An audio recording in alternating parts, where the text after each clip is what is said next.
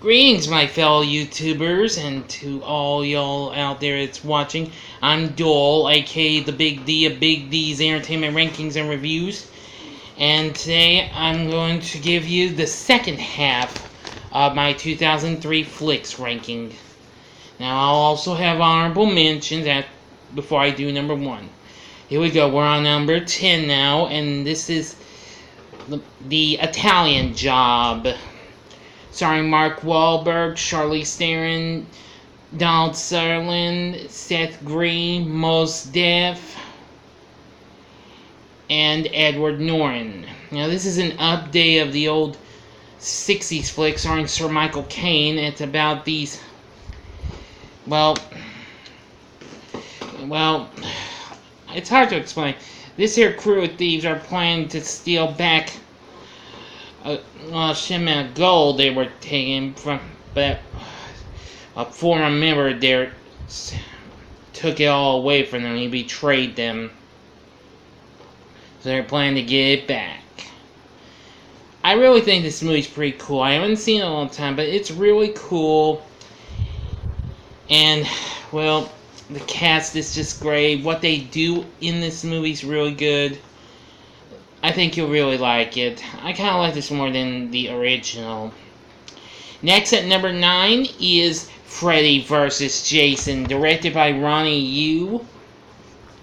While I really did like Robert Englund's return as Freddy Krueger, Ken Kirzinger, who takes over the role of Jason, is okay, but he's pretty slow, unfortunately. Now, I did like performances given by a lot of the other cast members, however. But this film proved to be a real fun-filled horror fest. I do love this movie. Next at number 8 is Pirates of the Caribbean, Curse of the Black Pearl, starring Johnny Depp as Captain Jack Sparrow. Yeah. Anyway, the first installment of the first Disney movie franchise to get the PG-13 rating. I like Depp's performance, especially in this one, and I also like the performances we got from Orlando Bloom and, well, the rest of the cast. And Jeffrey Rush, real good. I'm gonna say this was pretty dark, but I did like it for certain reasons. And also, the sequels are good, but they just didn't catch on with me. They had some fun moments though.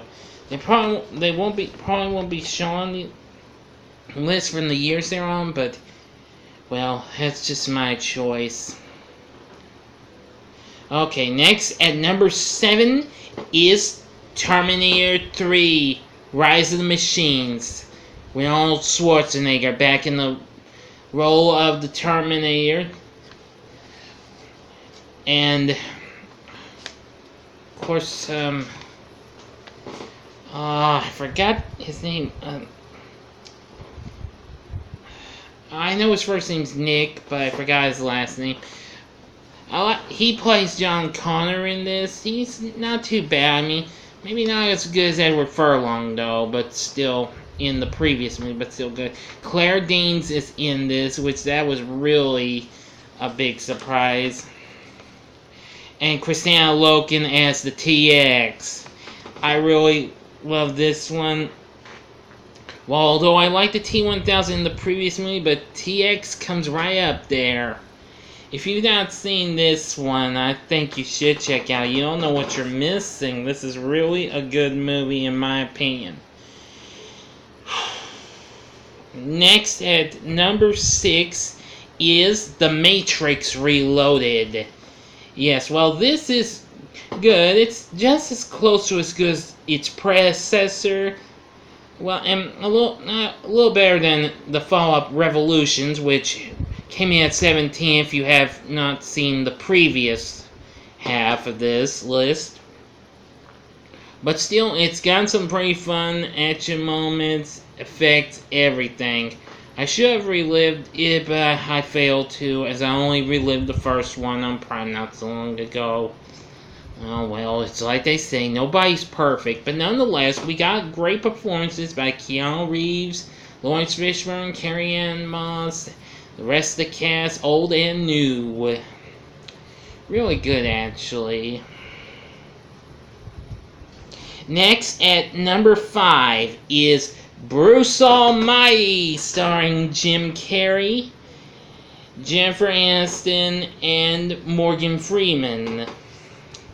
This is also the first film we actually get introduced to a starring fellow named Steve Carell, who of course will go on to star in lots of other good flicks in the next few years, and also be the star of the US version of the Britcom known as The Office. But anyway, I loved Carrey's performance. This was one of his finest, maybe aside from others that I've liked him in, like Ace Ventura and Dumb and Dumber, Liar Liar, and of course The Mask. And Morgan Freeman as well, take who is God in this, really good. I like it. This was one of his best performances as well. If you've never seen Bruce Almighty, I think you should check it out. It's very funny. I do like its sequel, Evan Almighty, but I'll be talking about that when I get to the year it's from, okay? But still a real heavenly fun flick. Next, at number 4 is School of Rock, starring Jack Black. This is easily one of my absolute favorite Jack Black movies, although I also like Shallow Hal, which I've already mentioned in the 2001 ranking, and Nacho Libre from 2006, which I just relived on Prime just a little bit ago. But anyway, I'm talking about School of Rock. This movie is so hysterical, it's funny. I love the performance Jack Black gives.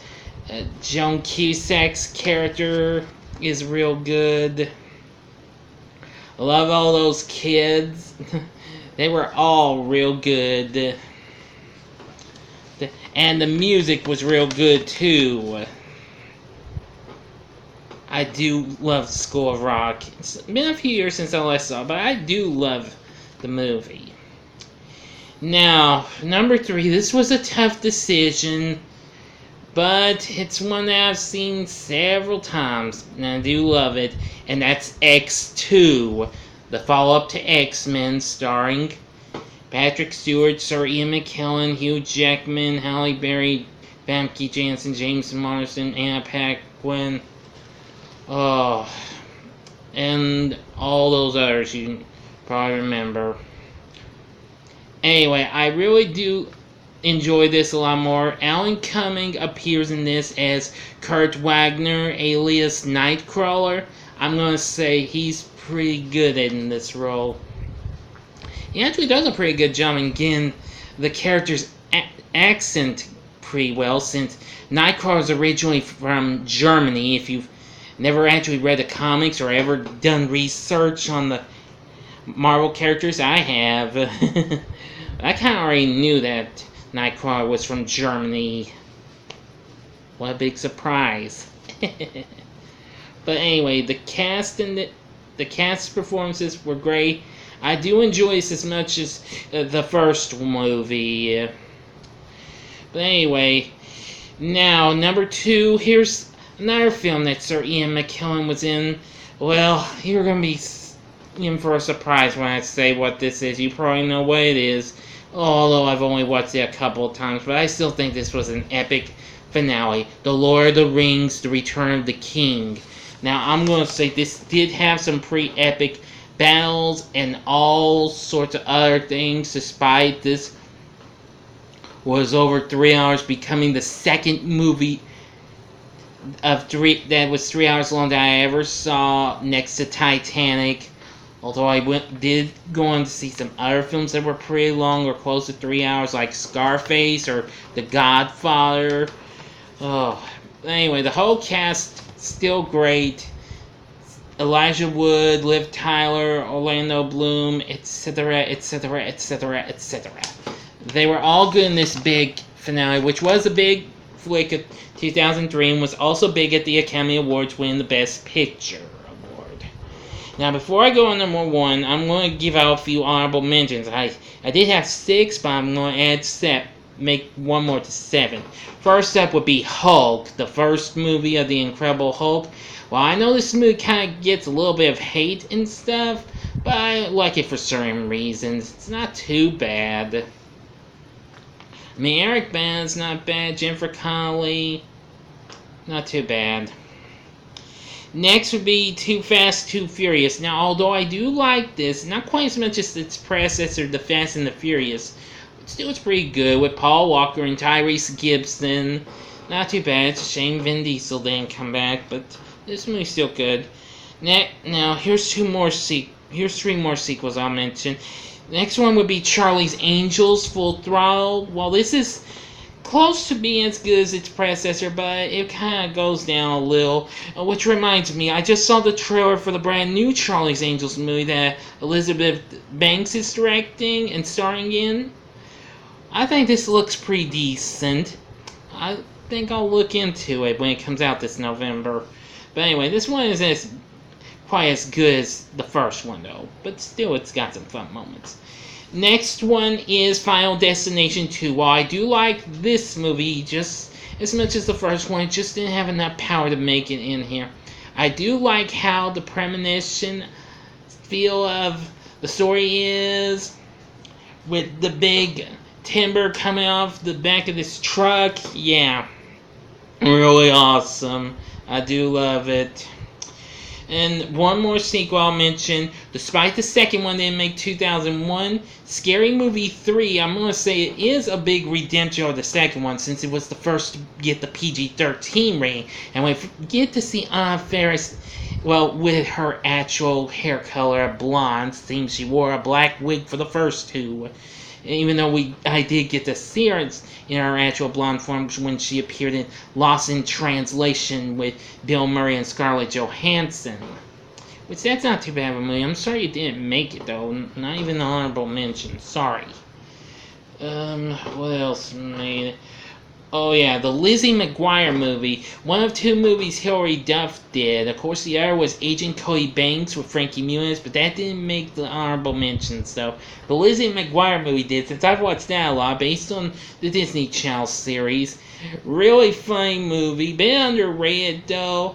Alex Bornstein's in this. Of course, you know her best as the voice of Lois Griffin from Family Guy. Yeah, it's not too bad. Another one is a movie I've only seen maybe a couple times, but I thought it would be fair to mention it, and that's A Mighty Wind, a mockumentary from Christopher Guest, the guy who brought us Waiting for Guffman and Best in Show, which features a pretty good cast. Mostly of the same people appear in those 2 movies, like Eugene Levy, let's see, Michael McKean, and many others. It's about these folk singers who are getting back together for a very special concert. This movie was pretty good, actually, than what I thought it would be when I watched it. I actually think it's good. I haven't seen it in years, but I do remember it, though. Alright, now, coming in at number 1 is Finding Nemo from Disney and Pixar. Now, I love this movie. This is definitely one of my top favorite Disney Pixar flicks. I love the performances we got. The kid who voiced Nemo was real good. Albert Brooks, who voiced his dad. And, of course, Ellen DeGeneres, who voiced Dory. Very good. The whole voice acting cast was just great.